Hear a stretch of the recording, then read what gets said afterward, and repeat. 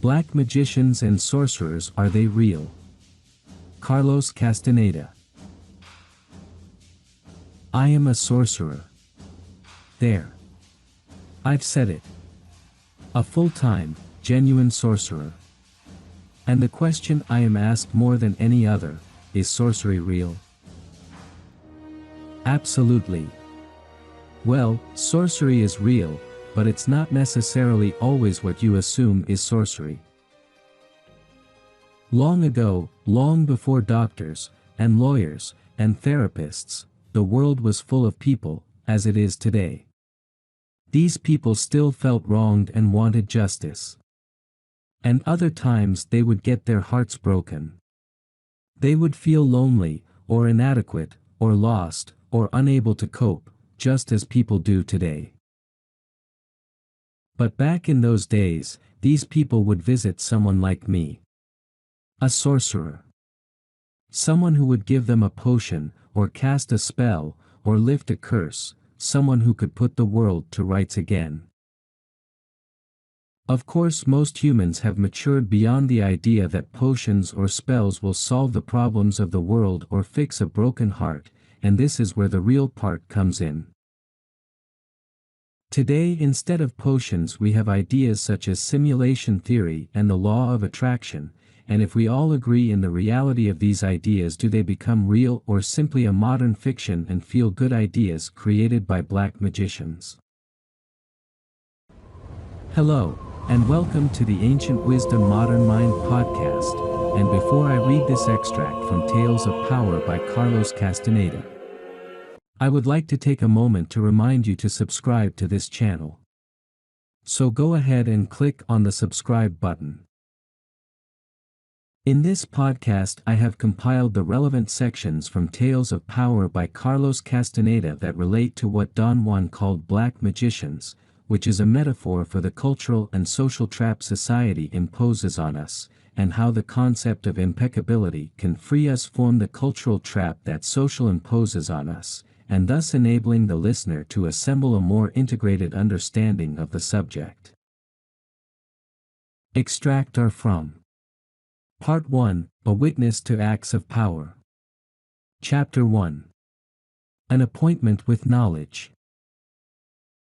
You like the humbleness of a beggar, he said softly. You bow your head to reason. I always think that I'm being tricked, I said. That's the crux of my problem. You're right. You are being tricked, he retorted with a disarming smile. That cannot be your problem. The real crux of the matter is that you feel that I am deliberately lying to you, am I correct? Yes. There is something in myself that doesn't let me believe that what's taking place is real. You're right again. Nothing of what is taking place is real.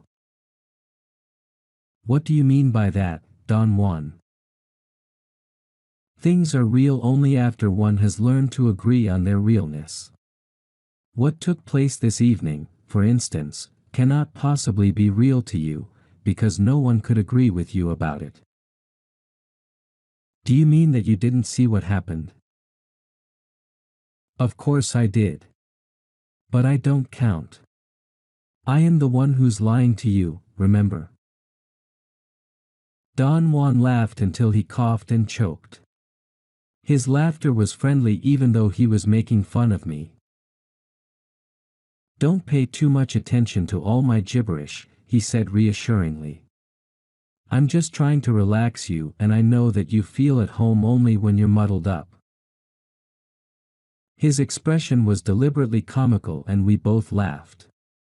I told him that what he had just said made me feel more afraid than ever. You're afraid of me? He asked. Not of you, but of what you represent. I represent the warrior's freedom. Are you afraid of that? No.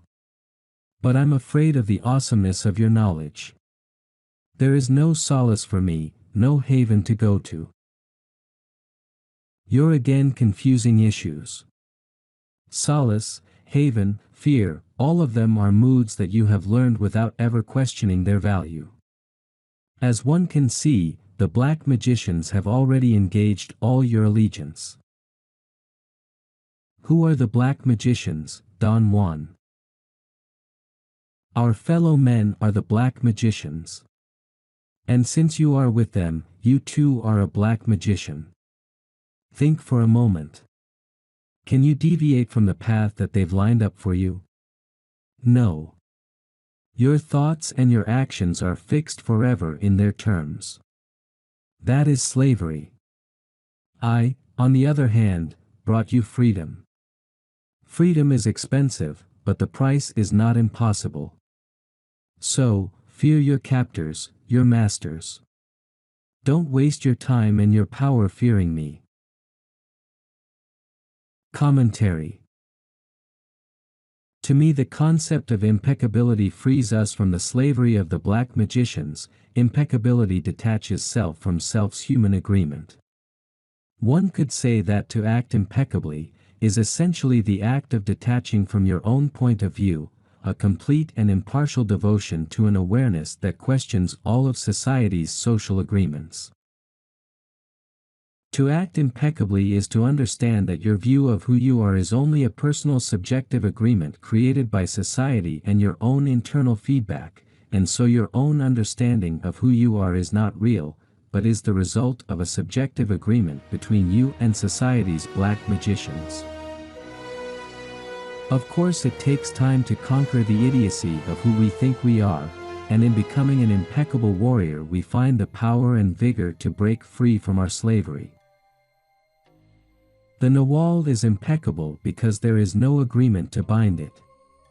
With the displacement of a human agreement, perceptions are clearer and less binding. Freed from the chains of humanity, one becomes a cosmic wind of intent. And if you want to delve deeper into the idea of our social enslavement, then I have a post that talks about the human agreement and the social trap of self. Plus podcasts and blogs that cover the works of Carlos Castaneda and Understanding the Mind on my website, which explores this and similar ideas. Simply follow the link in the description. Alright.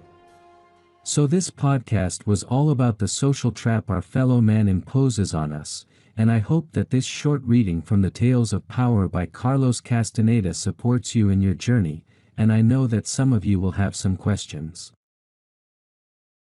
So feel free to drop your comment in the comments section and I will try to answer them, and don't feel shy to share your thoughts in the comments as I would really appreciate it, and thank you for listening to the Ancient Wisdom Modern Mind podcast. I'm Jason, your host, signing off. Take care.